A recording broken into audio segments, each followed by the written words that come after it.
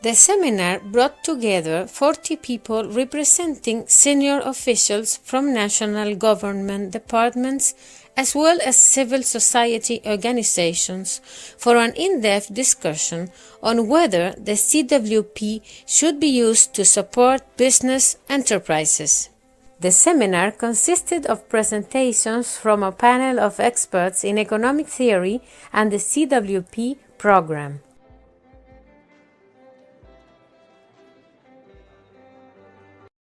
Dr. Gavin Anderson of Sariti Institute opened the seminar, saying the objective of the seminar is to probe the rationale for how the CWP can be used to start enterprises in the communities.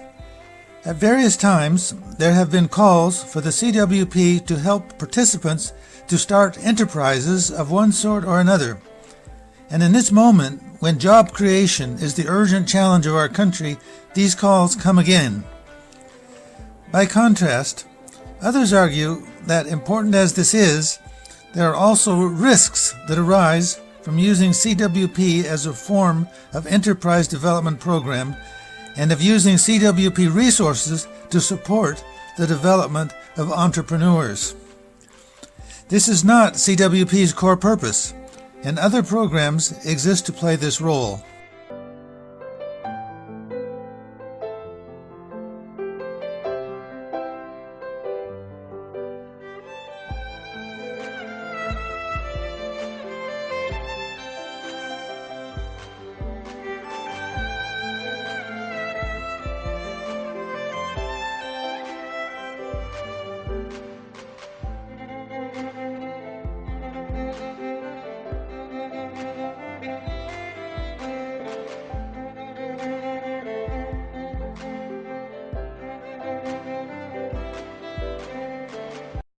A starting point.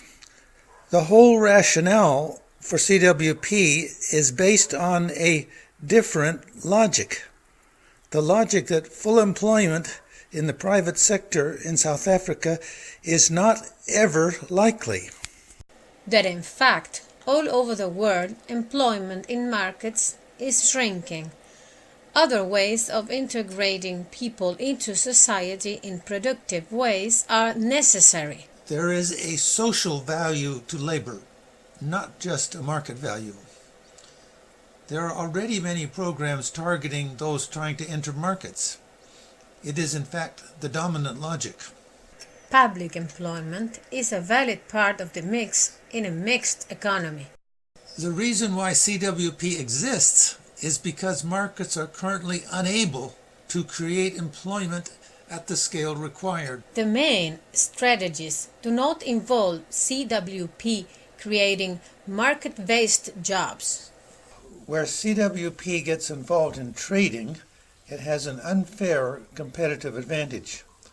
It may destroy existing local enterprise. Poor local economies are fragile. CWP can crowd out real entrepreneurs. And the potential for corruption. Suppose there are 1,000 participants on a site. Which ones get to be supported with public funds to start an enterprise? Who benefits from direct CWP support to enterprise development? A whole new realm of potential corruption and conflict. Work experience can help because it builds the enterprise capabilities of participants. Work experience is a vital platform.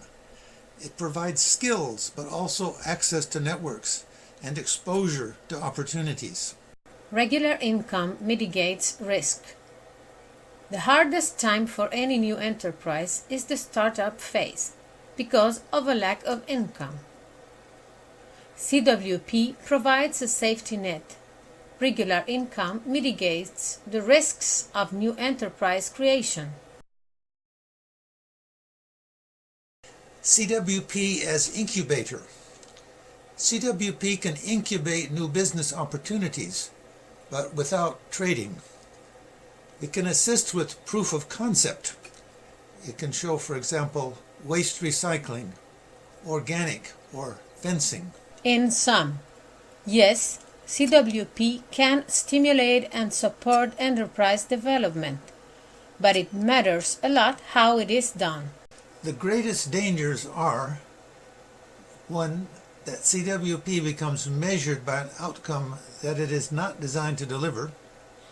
Two, when CWP becomes an entity involved in trading itself. And three, when CWP directly subsidizes business activity.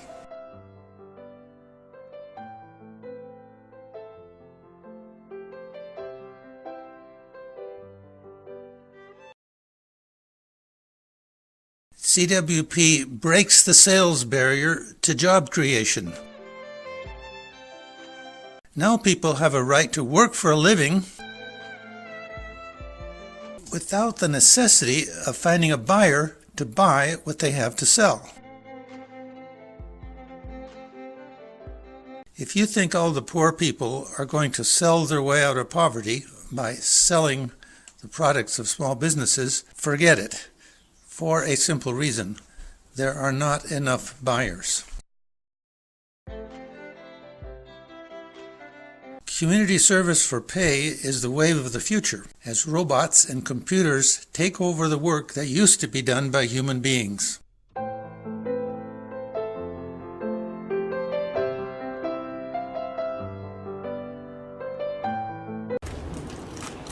We're at a point where we're trying to decide what sort of economic strategies will South Africa employ.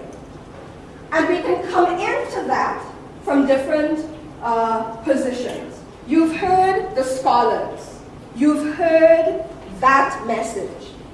I understand, because I'm a newbie to CWP, that there are practitioners in the room. And Kate was also introduced as an activist. And I think that that is important because of the complexity that Professor Richards has reminded us of. Taking all of those positions of a scholar, of an activist, and then of the people who sit in government and so on, is actually how we are going to make progress. So what I want to reinforce is that wherever you come into this issue is important and valid, and more importantly, we cannot make progress without taking all of those perspectives into account. That does not make it easy. And this is why I want to congratulate the Sariti Institute for trying to bringing us all together. But we then have to think of what comes next.